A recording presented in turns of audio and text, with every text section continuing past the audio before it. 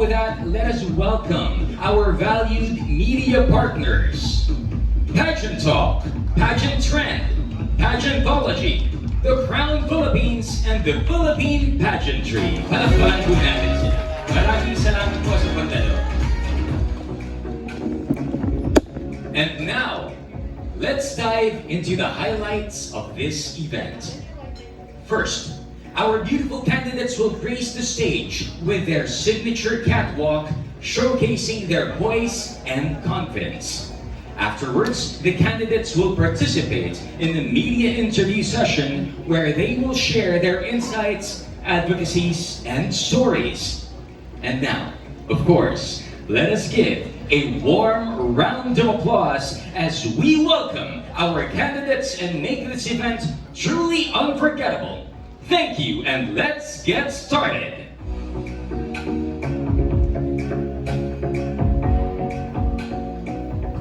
Now, let's meet the women who embody beauty with a purpose. Please join me in welcoming our lovely NUPH Naic candidate, Kay Pastillero.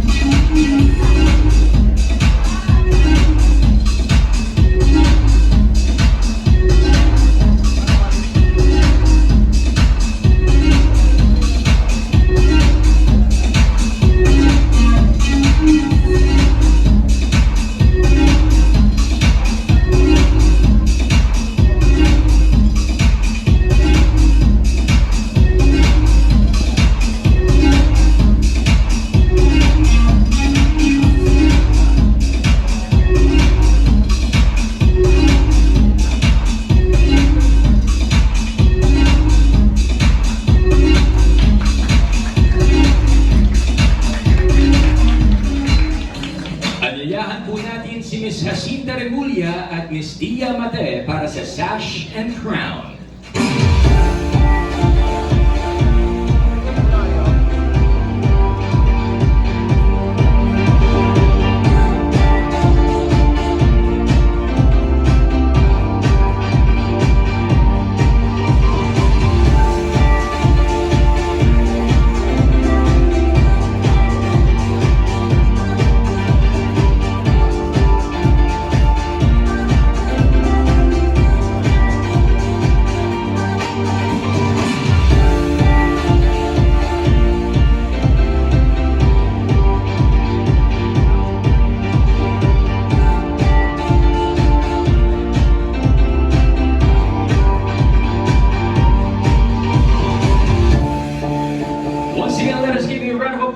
For Kay Pastillero.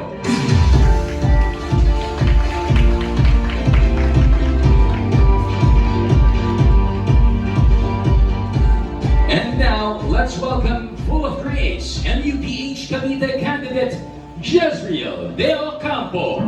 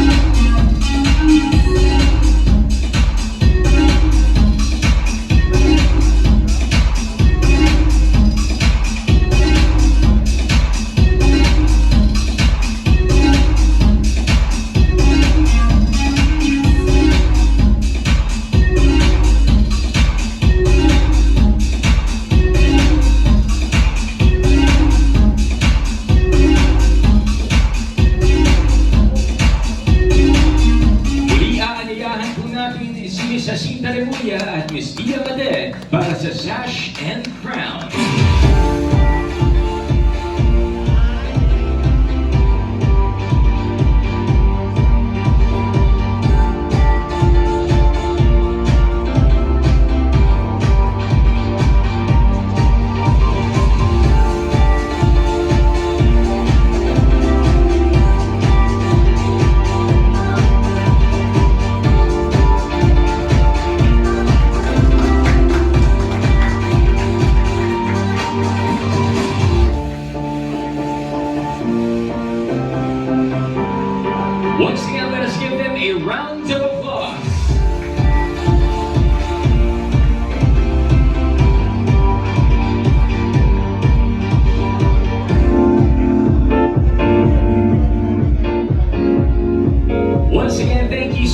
to all our candidates for those wonderful introductions. And now, we would like to invite our friends from the media to ask their questions. Now, this is your opportunity to get up close and personal with these amazing women who represent the heart and soul of our community. Now, of course, we will not be asking you to go up the stage anymore because we will be giving you the microphones in a while. Now, let's keep the questions thoughtful and inspiring.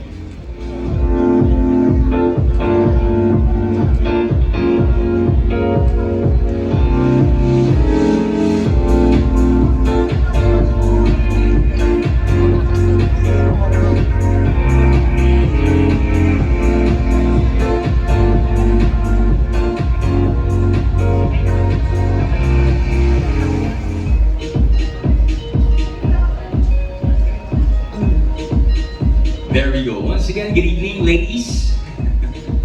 Okay, so what we will be doing is that we will be doing this in a very easy manner, wherein we will be calling our media sponsors, our media partners rather, one by one for their questions. All right.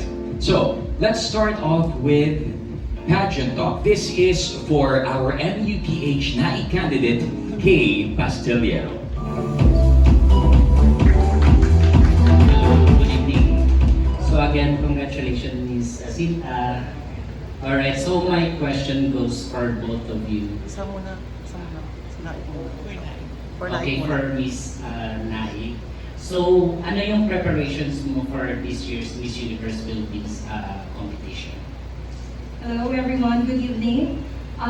Yes, with the preparation for the Miss Universe Philippines national pageant, it's very different from what I've done before because I competed for the Miss Universe Philippines Naic last year. And from what I can say, it's really different in ways that with the training, with the diet, with the habits that I need to change from my usual day-to-day life. It's very different. I have to take care of myself in case of, back-to-back activities with the organization. I need to be mentally, emotionally, and physically prepared before I can come up on stage and represent Naic. Thank you. And for Miss Universe Cavite. Okay, so what made you decide to accept yung appointment sa Miss Universe Cavite? Alam naman po natin ng lahat na ang pagiging candidate sa Miss Universe Philippines is hindi siya madali. Like, it's very draining, yet very worth it lahat. So what makes me decided to join is I want to inspire young women and young girls na ako, just a background about myself, I was a very shy girl before. Ayaw kong pumasok sa school, like umiiyak nga po ako pag pumapasok ko sa school before. And I was very hardworking, like I came from a simple family, I have a simple life. So I want to give hope to the young girls and young women that being a simple girl, having a simple life can make you join a national pageant or Miss Universe. Okay, thank you. So my next question goes for both of you. Kung last year yung Miss Universe is pagkagulay, and this year naman parang sinasabi nila na puksaan. So paano kayo makipagpuksaan sa Miss Universe Philippines 2025? Ako po personally, I just focus on myself. And yun nga, madami ding veterans candidate na lalaban ngayon sa Miss Universe Philippines. So ako, nakikita ko po siya as an advantage na matuto po ako sa kanila. Alright, how about you, Miss Time? Interesting question. Puksaan this year. But same thing with Jess. We all have our own personality. We have our own strategy and how we will present ourselves in front of the audience. But for me, I think what I can offer to the audience, what I can offer to all the girls that I will be representing for the national pageant is my confidence. as well as my humility when it comes to my advocacy. Thank you, and best of luck. Thank you so much, ladies, and of course, thank you so much, Pageant Talk. And now let's go to Pageant Trend. Hello, good evening. This is Jay from Pageant Trend. First and foremost, I'd like to congratulate Madam Asita. And of course, to all the girls appointed Miss Universe Philippines candidates. 2K, we witnessed your journey to Miss Universe Philippines Naic. So, what do you think is your improvement now that you are the official candidates of Miss Universe Philippines? Well, I think a lot of things happened, and there's also a lot of mistakes that I've done during that pageant last year. And there's also a lot of things that I learned from those mistakes. And what I can say that is one of the differences from last year as well as for this year's national pageant is, first of all, I need to shine more with my personality because during that time, it's my first time, so I don't know how the whole pageant industry works, how should I move, how should I speak. So with that experience, with the mistakes, with the correct things that I've done last year, I took that chance, that learning opportunity for me to use that as my advantage to shine more and bring out more of my personality of what I can show and offer to the world. Thank you so much. Oh, well prepared na. Okay, let's move on to our Miss Universe Philippines Cavite. And of course, this is the first time to have appointed Miss Universe Philippines Cavite. Of course. Ayun, just real. We all know that one of your advantages, of course, the height, and as well as you are always present in the social media platforms. So aside from this, what do you think is your edge among the other candidates? I think my edge po for the other candidates is my personality. I have an optimistic, I am an optimistic person. So, yun po, we all know naman na this pageant is sobrang stressful, and minsan it's draining. So, feeling ko po ang advantage ko ay nagagawa ko po siya or nagiging inspiration ko po siya. Thank you so much and congratulations in advance. Once again, thank you so much, Pageant Trend. And now, let's ask our questions of Pageantology. Hello, magandang gabi Cavite. And of course, mabuhay and congratulations to our local director, Miss Universe Philippines Cavite and Naic local director, and our future Vice Mayor, Mama Cynthia Remulla. Palakpakan naman siya. Ayan, thank you so much for inviting. So of course, mga iha, can you please introduce yourself muna? Ilang taon na po ba kayo? Yeah, please introduce yourself. Doon sa mga, of course, we're live now, hindi pa namin kayo gaano kakilala in our viewers. So, please introduce yourself. And then after that, can you please give us 3 interesting facts about you na gusto niyo malaman namin? Thank you. Start natin kay Miss Nai.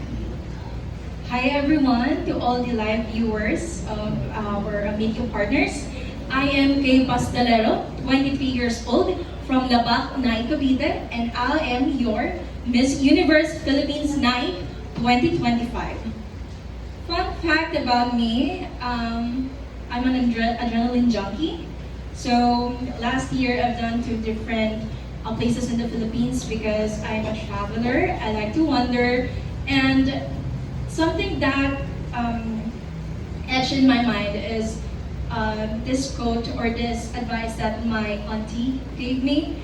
She said to wander the Philippines first, to travel the Philippines first before I can explore other places outside the Philippines, because Philippines is so beautiful. There's a lot of places that I get to visit, and I didn't know the different cultures that we have here in the Philippines. And going there in different places, it helped me improve myself as well as know myself in a deeper level. And And another fun fact about me is that I am an active person. What I mean by being an active person is that I always love to try physical activities. I do weightlifting, I do Muay Thai, I do hiking, every outdoor activities. I really love everything about it. So if you guys can invite me on that, I'm a G. But lastly, one fun fact about me is that I have an active TikTok account, and my first TikTok account got hacked. So basically, I did another one, and then Paris Hilton followed me back again for the second time. So that's the highlight of my 2024. So yes, again, I'm Kay Pastelera, and I'm your Miss Universe Philippines Naic 2025. First, follow-up question natin sa Paris Hilton. Bakit ka na tinalo pala? Ulit. Actually, yes. In my first account, basically I just made like a short form video, which is TikTok, basically. And then I mentioned her name and something about her, and then she commented. And then right after that, she followed me on TikTok. I was like overjoyed. I was literally crying. And after that my TikTok account got hacked, I made another one because I cannot recover it anymore. So I made another TikTok account, and then I made a whole story, not a fictional one, it's true. And she commented again, and she said, "It's okay, girl." And then right after a couple of seconds, I got to follow back again. So that's the whole story of me getting followed back by Paris Hilton for the second time. Diba? Diba? Kahit sa isang candidate ng Miss Universe Philippines na pinalo ni Paris Hilton. How about you, girl? Our Miss Universe Philippines Cavite. Hello everyone, I am Jezreel Campo, 25, and I am your Miss Universe Cavite. Facts about me is, I am a commercial model. I work with different brands. Kung makikita niyo po sa social media account ko, I work with big brands na din. And second is, I am a volleyball player. I am an athlete since I was in high school hanggang sa nag-college ako, which is naging scholar ako because of being an athlete or being a volleyball player. And last one is, it's fun to be with me. Like, you can be yourself anytime when you're with me. Wow. Pasingit na question. Who's your favorite Miss Universe Philippines winner? My favorite Miss Universe Philippines winner is Pia Wurtzbach because we all know about her story that she joined 3 times in Miss Universe Philippines, and that gives me motivation to join pageants. How about you, Miss Naic? Just the recent one, Miss Stacy. I really love how she's very articulate when she answers question, and also that pre-question on the coronation night of the Miss Universe Philippines 2024. May nakapagsabi na ba sa'yo na kamukha mo si Beauty? Yes. Oo. I get that. Kamukha mo siya, Beauty Gonzalez. Last question na lang to. Ito na yung pinaka-question ko. So, what is one Caviteña trait that you're going to, of course, you're bringing in the Miss Universe Philippines competition? Ano ba yung isang trait na pagiging Caviteña ang dadalhin nyo sa Miss Universe Philippines competition? I would say Caviteñas are very known for being matapang. So I will bring that trait in the national pageant. I'm gonna be very brave, very matapang to face every challenges because I know there's a lot of challenges that I will face during those times that we'll be competing for the Miss Universe Philippines national pageant. So I guess that's the trait that I will be bringing on the national pageant. I think that trait that I will bring to Miss Universe stage, being a Caviteña, is we all know that being a Caviteña and Caviteña is known for being a bayanihan. Like, Miss Universe Philippines promotes sisterhood. So I think that's one thing that I will bring to Miss Universe, the bayanihan attitude, which is magtutulungan-tulungan kami nandun dahil kami-kami lang po yung nandun. Alright, thank you so much. Sabihin ko lang, ang swerte yung dalawang girls kasi si Mama Sita yung local director nyo. Bilang na. Thank you. There we go. All right. There we go. All right.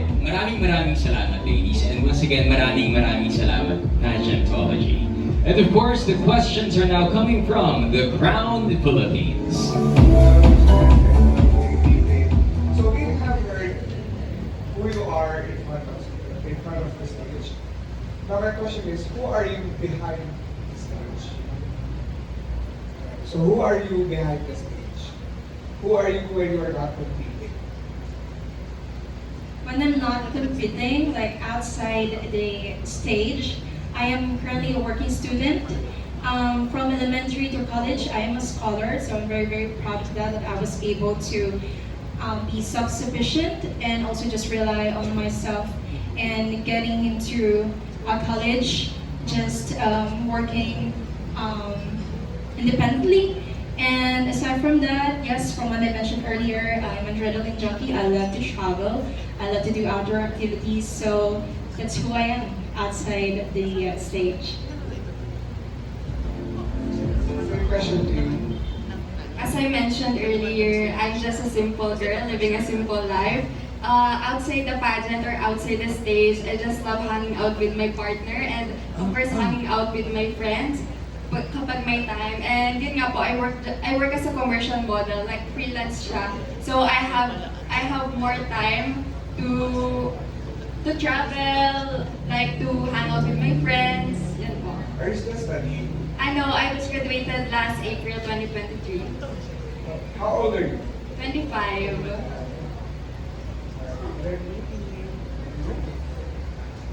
Very studying. So you have, how do you plan to highlight Naic's culture in the university stage? Well, Naic is a small town here in Cavite, and we just got discovered by basically the national audience when the Miss Universe Philippines Naic 2024 joined last year. So, from what I can bring on the table, or what I can bring on the national pageant, is the celebration of Pawikan, or Pawikan conservation here in Naic. And I'm from Labac, and we have a Pawikan conservation facility here in Labac. And another fun fact, 12 years ago, I joined releasing those newly hatched eggs of the Pawikans. So I would like to bring the culture as well as how we preserve the Pawikans onto the national stage when I joined in the next couple of months. Miss Cavite, what part of the competition are you most excited about sa national stage? Actually po, I'm so excited sa lahat po ng part ng, or sa lahat ng part ng Miss Universe Philippines. I'm excited to meet all the girls, like all the amazing women, all their advocacies. O siguro basically lahat po talaga. I'm looking forward to it and I'm preparing for it.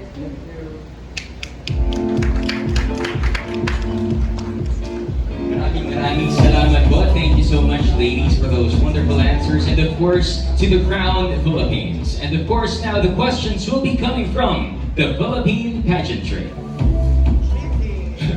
Hello, good evening, Queens, and good evening, Cavite. I'm admitting that before I arrived here, I thought that I will be meeting official candidates of Miss Universe Philippines Cavite and Naic. So I just learned before it started that you ladies were appointed to be the official representatives of Cavite and Naic for Miss Universe Philippines 2025. My first question, by the way, I'm Tristan from the Philippine Pageantry. Nice to meet you, ladies. And congratulations to the organization for having the guts to appoint candidates, to appoint these two beautiful candidates to represent the towns and the city and the province of Cavite. Now, my first question is for the two of you, ladies. Why did you accept the appointment? Do you think you can bring Cavite and Naic to the top 5 of Miss Universe Philippines 2025? Quick backstory. Every weekend we do Naic Got Talent, and basically we were also included in that. And then on our last NGT, we were asked by Madam Jacinta if who wants to be a candidate for the Miss Universe Philippines Naic Miss Universe Philippines 2025. And I know that in myself, when we were asked that question, that I really wanted to join. I wanted to push myself on my limits, so I accepted the challenge to be an official candidate of the Miss Universe Philippines 2025. And just being asked that question, if who among us wants to join, it also gave us, Madam Masita gave us the trust and also the kumpiyansa that we can do it.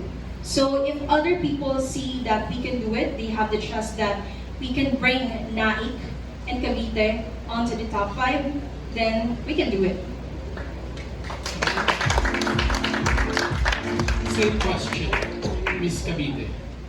K&I has the same story po, how Madam Remulla asked us to be the Miss Universe Philippines, Universe Philippines Naic and Cavite. And both of us naman po are preparing and we're ready for the Miss Universe Philippines. So kung ano man po yung ibigay ni Lord, it's okay. So ang sa amin lang po is we will do our best to represent Naic and Cavite at the Miss Universe Philippines stage. Very good things. In connection to your answers, I have this thought a while ago that prior to this new era of pageants in the Philippines and in the universe, it has always been aspirational for young women and young girls to become beauty queens, especially in towns and provinces in our country. If you are going to choose only one among these two very specific words, choose one. Why? And please connect it to your personality. Which would you rather choose? To be inspirational or to be aspirational? Aspirational. I think I would choose to be aspirational because me as a woman and me as a content creator and me as a queen, I think that being inspirational just gives the emotions, the motivation, and just the inspiration for a young woman or a young girl to be just inspired to do something. But when you say that you want it to be aspirational, you're motivating someone to take action on what they want to do in life, what they aspire to be when they grow up. So I choose to be aspirational. Good. Very good. For me, I will choose being inspirational. Because as I mentioned earlier, I want to be inspired by young women and young girls that even if you're just a simple girl having a simple life, you can be a Miss Universe Philippines. Very good. I hope that many Caviteñas, especially young or children of Cavite, will be inspired and will aspire to be like you ladies or to be better than you in the future, to bring honor to Cavite. Another question, ladies. During the last season of Miss Universe Philippines, the top 5 have all foreign bloods in them. So my question is, how are you going to bring your being a pure Caviteña to the Miss Universe Philippines stage?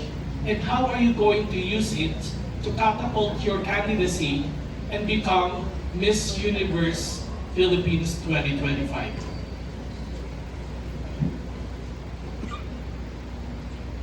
Honestly, I don't think that being half-blooded or being pure Filipina has anything to do with you being the rightful owner of the crown. I think it's the advocacy, it's the personality of the beauty queen and how she would represent her town, her province. So I think what I can bring to the national pageant is the advocacy that I have in competing for this year. And aside from that, my personality on how I can bring being matapang as a Caviteña, on competing on the national pageant?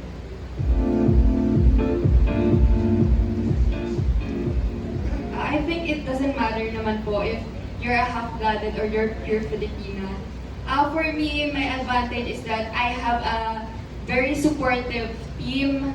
I have a very supportive family and friends. I have a very supportive partner. And of course, we have very supportive Madam Jacinta Remulla. And I think it's one of the edge we have. And yun po siguro yung kaya namin dahil sa Miss Universe stage na we are family. We have supported by everyone in Naic and in Cavite. Thank you, ladies. But as I end my question, my last question would be again for Miss Naic.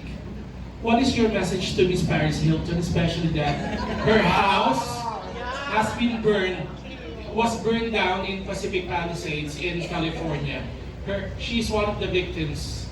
So your message now to Paris at this sad time. I actually heard of that news that most of the houses of the celebrities around Los Angeles were burned down. But with the message that I have with Paris Hilton that I still yet to DM later, just kidding. In these trying times, I know that you're living, as what she always say.